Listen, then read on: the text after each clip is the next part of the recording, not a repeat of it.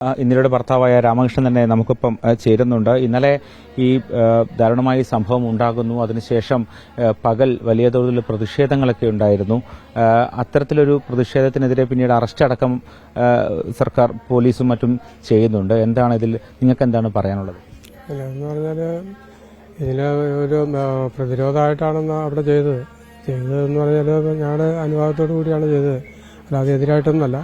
അത് കാരണം സർക്കാർ ഇടപെടാൻ വേണ്ടിയിട്ട് ചെയ്തെന്ന് മാത്രം.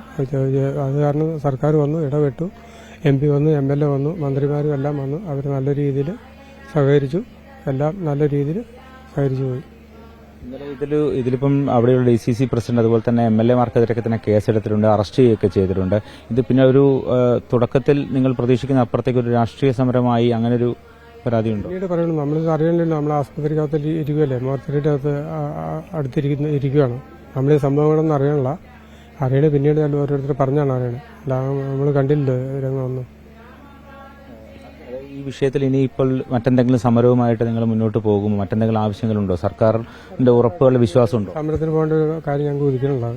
സർക്കാർ ഞങ്ങൾ പറഞ്ഞ ഇതെല്ലാം അംഗീകരിച്ച് തന്നു. നല്ല രീതിയിൽ സർക്കാർ ഇടപെട്ടു. സർക്കാർ മോശമായ രീതിയിലൊന്നും ചെയ്തിട്ടില്ല. അതിന്റെ മുന്നേ ഇവിടെ നാടിന് വേണ്ടിയിട്ട് ഉള്ള വികാരത്തിനാണെന്ന് ജനം അങ്ങനെ ഇത് ചെയ്തത്. കാരണം ഇവിടെ ആനശല്യം ഭയങ്കര രൂക്ഷമാണ്. അതിനുള്ള പരിഹാരം എല്ലാം കണ്ടെത്തി. ഇന്നലെ തന്നെ മിനിസ്റ്റർ പറഞ്ഞു 6 കിലോമീറ്റർ ഫെൻസിങ് ഇടാനുള്ള സംവിധാനം അവർ ചെയ്തിട്ടുണ്ട്.